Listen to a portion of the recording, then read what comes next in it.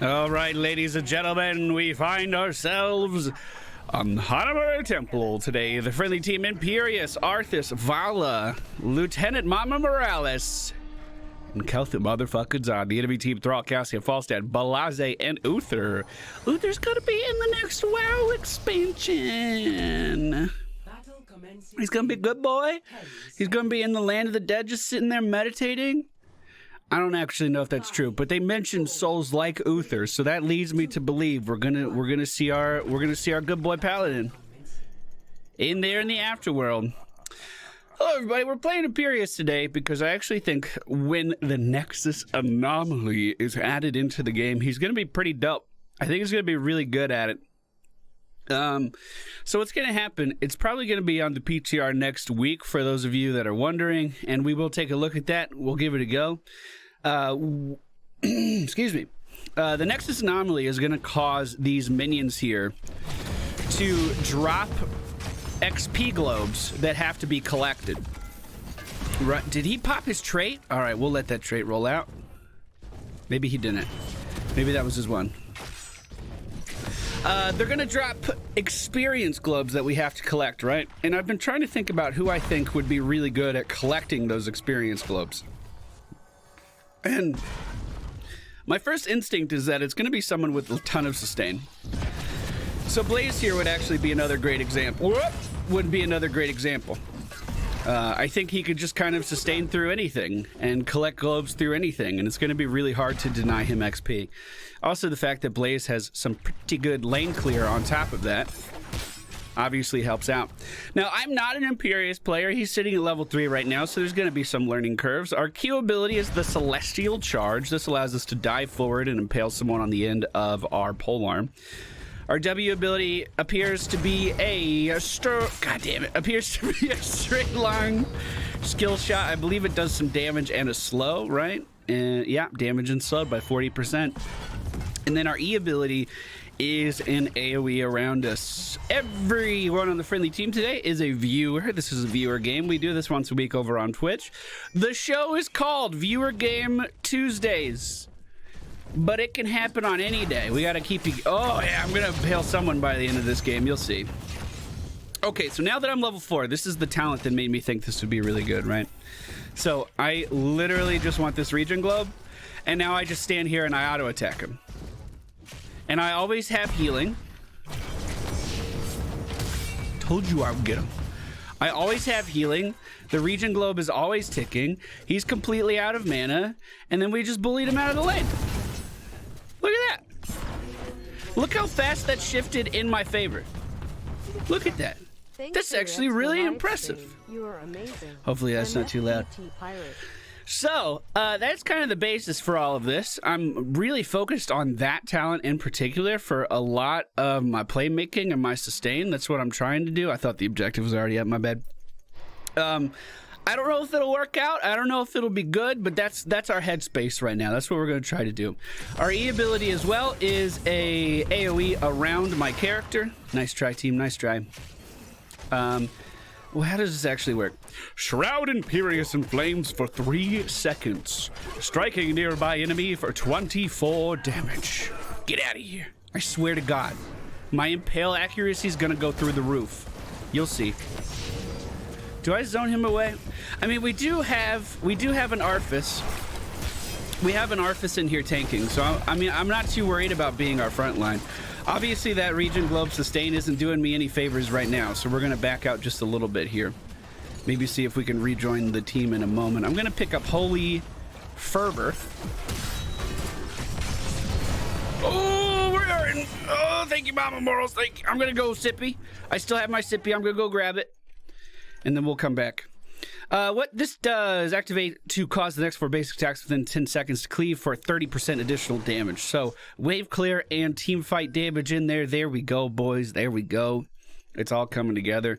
Friendly team pushing the objective down to the bottom. It seems like that one kill really swayed this fight into our favor. If they want to continue to engage, they're more than welcome to. We're going to go in on this Thrall. So, our passive allows us to put a... Ooh, ouch. Whoa. Whoa. All right, maybe we let them push it for a little bit now. Our passive causes every one of our basic abilities. What a good barrel roll. To apply a stack of a debuff to an enemy combatant. When we auto attack, that debuff explodes. So we can have 3 debuffs. Each of our basic abilities applies a debuff, and it's basically a way of dealing bonus damage with our auto attack. So there is kind of a combo system in here if you're playing properly. I believe it's hit them with the W, slam them with the Q, and then E while they're impaled. I believe that's it. We're going to wait for Cassia to engage here, I think. Maybe not. Whoop! That was a 3-man impale right there! That was a 3-man impale right there! And I forgot to turn my cleave on. So it could have been even better. It could have been even better. I think Imperius is going to be our next character that we do our little bit of a deep dive into. Obviously, the last one was Malthael. I played a lot of Malthael games, tried to learn Malthael on a somewhat decent level. I think we did the math during the charity stream. 87 characters in this game, right? That's a stun. I'm not good at all of them. I would say I could play on a diamond level of maybe 25 of them. So I want to improve that number as much as I can, and that's how we're approaching that. We're just doing these little deep dives into characters, trying out a bunch of talents, getting used to their kit and doing shit like that. So that objective took a really long time. We're level 10 basically. That's about to happen. So what I'm saying basically is if you have any Imperius tips, I would love to hear them down in the comments if this goes up on YouTube, because we're going to be playing them a fair bit. I really enjoy the Wrath of Angerus. I think it's a really fun talent. I think it's really impactful in the right situations. However, I don't trust my survivability at all, and we get some damage from this as well. So I mean, it's not a bad thing to pick it up, in my humble opinion. Oh, we sidestep the Fend. Look at that.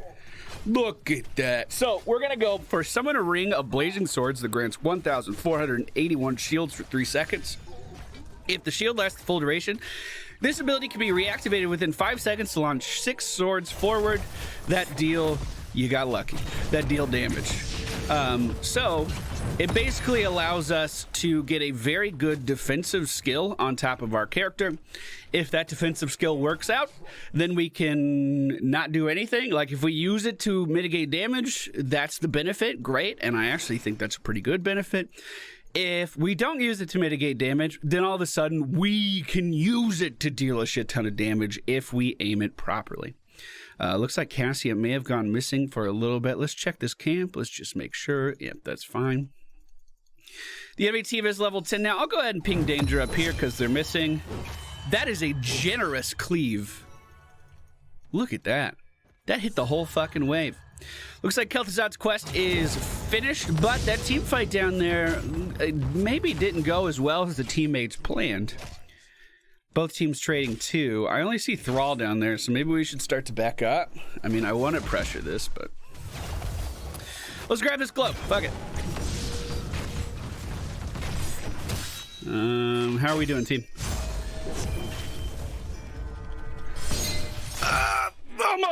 Almost! Dude, I was spamming the R button. I didn't know when it was going to become active. Oofer? Why, Oofer? Why? I was just talking about how you could be a good boy next expansion. How could you? Oh, I had a funny joke. Would you guys like to hear it? I don't get funny jokes very often. My joke was, hey, when Shadowlands gets released, can we call WoW a dead game?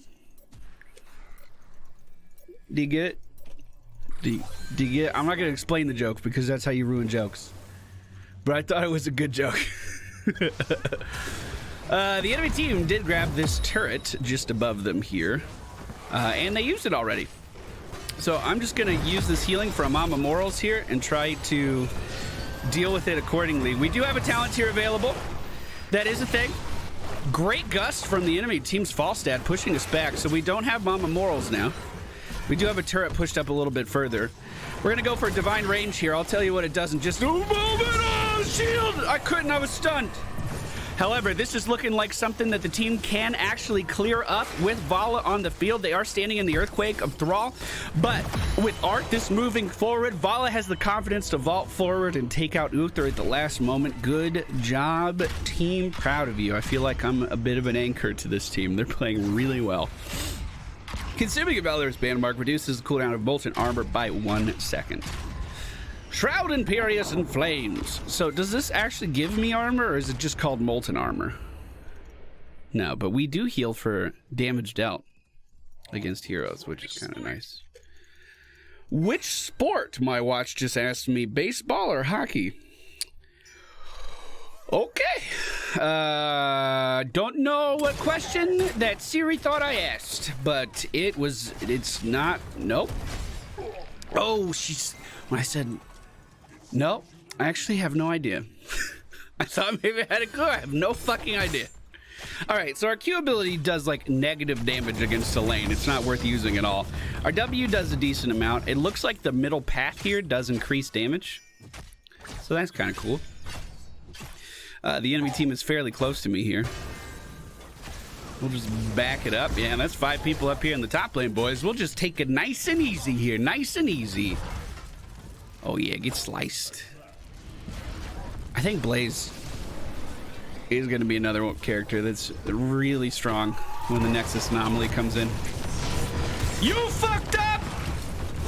All right, we're popping the ult. So now I can recast it. We're going to focus Thrall with it. I didn't notice too much damage happening. The Divine Shield is out. Cassia's looking a little low here. We'll try to Impale. The Impale does miss by just a little bit. We can go ahead and back up. We lost our Kel'Thuzad a little early there. Luckily, the objective's not up or anything, so that's fine. Let's see how we do taking camps. I would like to have this turret for the next one. The friendly team just hit... What the fuck? She doesn't even need me. God, Hungering Arrow is strong. Consuming.